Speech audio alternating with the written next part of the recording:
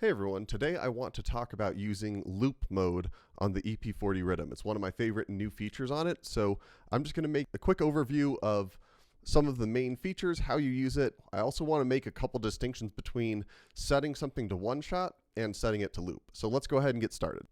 If I have an amen break on pad 1 in group A, and it's currently set to one shot, every time I press it, no matter where it is, it's going to play the whole thing from the beginning. And that can be perfect for the style that I'm going for, depending on, what I'm trying to do. But even if I edit this pad and I make it a one shot and I make it so that it's exactly 4 bars long, it's going to be time synced. It will not start unless I start on that very first step. Here's what I mean. So I've put this down on that first step.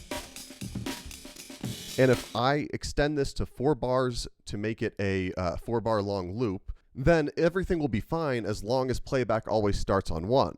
But if I start on the second measure, I'm not going to hear that because it never hit that first trigger to play the one shot. However, loop mode gets around this, and it's really helpful in my opinion. So I'm going to hold shift and press sound to enter sound edit mode. Then I'm going to press minus until I get to the sound menu. I'm going to adjust the X knob until it says LOP or loop. Now this is set to being a 4 bar loop, but this pad is now in loop mode. So one big difference here is that I tap the pad to toggle whether it plays at the beginning. So if I'm just letting the sequencer run, nothing's going to happen. But the cool part is that I can tap this pad to just make it resume where it would be.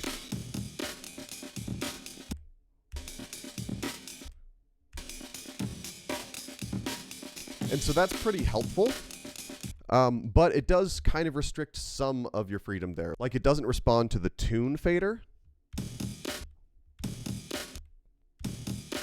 When a pad is in loop mode, it is not velocity sensitive.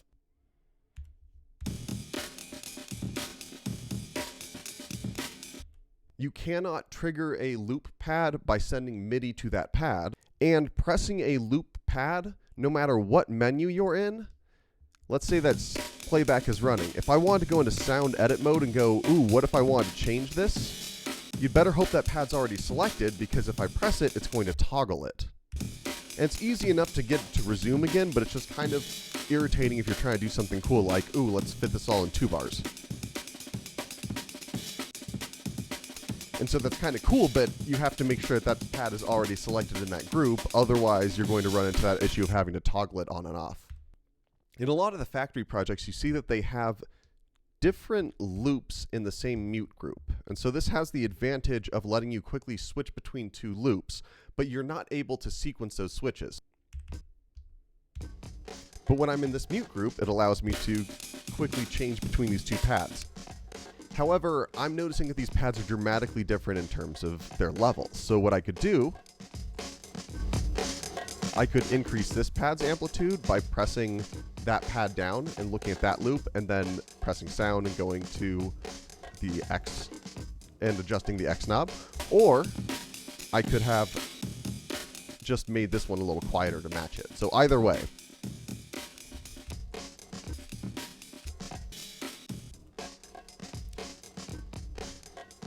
You could also use mute groups to add in fills or do some playing of your own while the loop is stopped. But I'm not going to go into too much depth into that today. I'm going to quickly cover how to save which loops start in which pattern.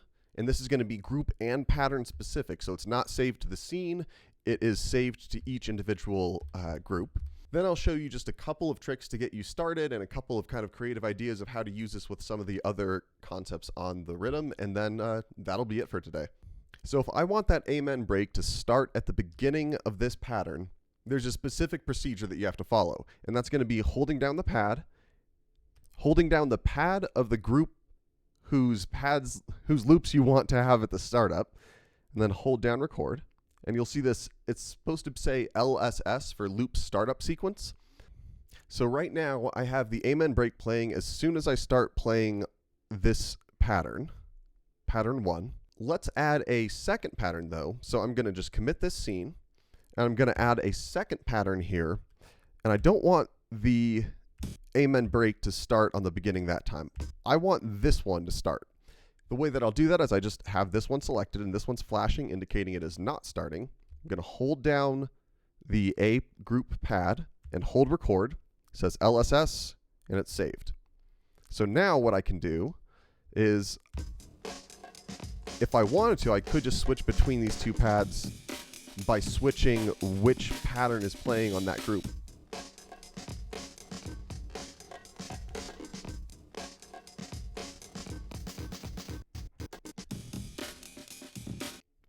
And so just a quick note, if you wanted to enable or disable any of the startup loops in group B, you would have to make sure that that's toggled, and then you would have to save that separately. You can save multiple groups at once though. So let's commit this one more time. And let's just say right here, let's say instead of the amen break, let's make it be this loop. And I'm going to have a vinyl sample, a little vinyl loop right here that I also want to play at the startup of this loop.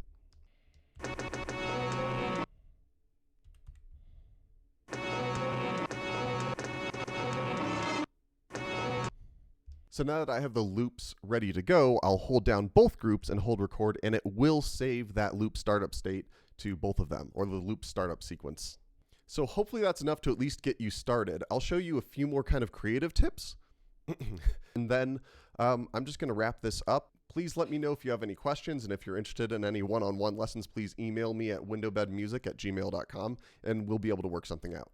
So I'm just going to go over copying and pasting a pad and then being able to make some slight adjustments, and then the way that that could be kind of interesting here. So I wish that these had the same little icons as the EP-133 does, because it would make it a lot more obvious that this is find a new pattern, this is undo, this is copy, and this is paste. So groups C and D are copy and paste. So let's go ahead and find our amen break pad. So I've got it selected. I'll hold shift and press C, so copied. And then I'm going to go ahead and go to pad 4, hold shift and press where D would be, so that's paste. Now I have this here. But the cool thing is that I could have this be slightly different. What if I make it slightly differently pitched? I'll hold down shift and adjust this. So now we have it slightly differently pitched, and these are not in the same mute group. So let's go ahead and see what happens if we have them. Let's not have that start up this time. Let's have both of those be in the startup sequence. So when I copied it, it added it to the mute group. So I have to remove it from the mute group, but I'll add this and that. And now I will hold down A and hold down record, and I'm saving that startup sequence.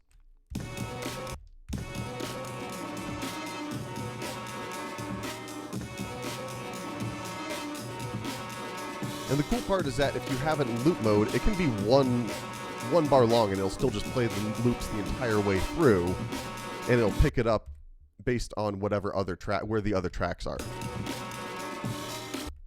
But let's hear this kind of phasing effect that we have going on here.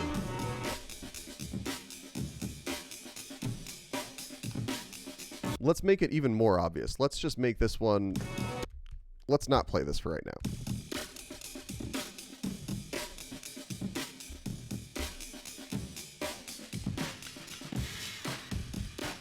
So now it's layered.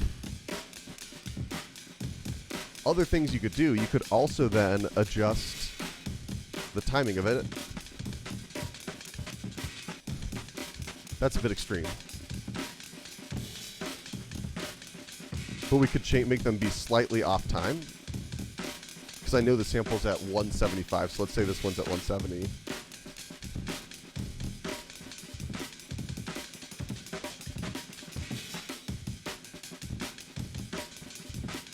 So they're kind of drifting.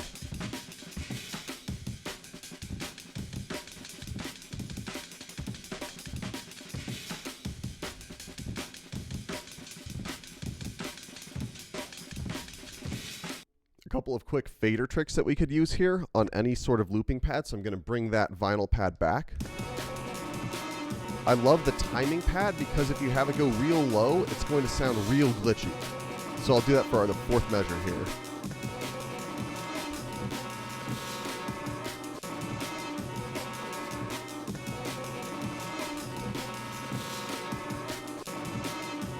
So it's a bit weirder than I expected it to be, but that's kind of, I don't know, I think it's still kind of cool. And you could do the same thing. Let's erase that fader automation, and I'll do the same thing on the track with the brakes.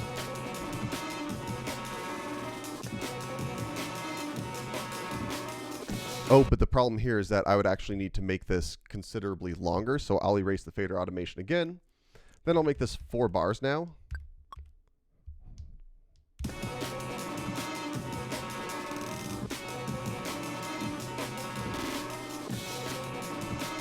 So kind of weird, but if we want to, we could also have set the modulation to be pretty high, which kind of compensates a bit for some of that time shifting, but we're making it real extreme here intentionally. We could adjust the pitch and it won't change the timing. Oops, wrong. That was totally wrong. Let's go back to pitch.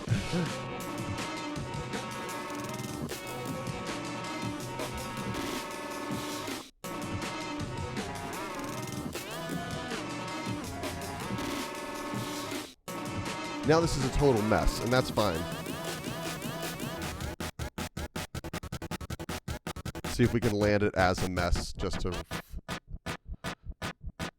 end this video. I do promise I have kind of a plan here.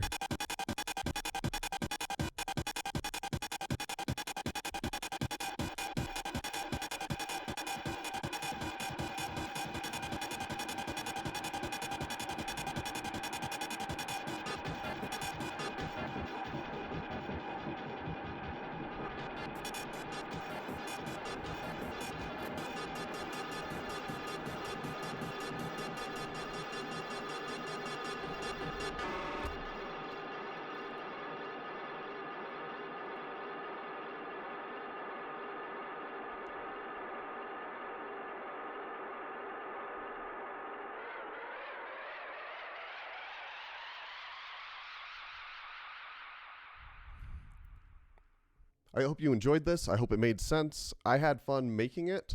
It also felt a little bit weird because I've been streaming so much lately. But I'm trying to get back to making some of these more straightforward tutorials, especially for people who are interested in like learning about a function but don't want to spend the time like exploring it themselves. So let me know if you have any questions. Hope this helped, and thanks for watching. I'll see you next time.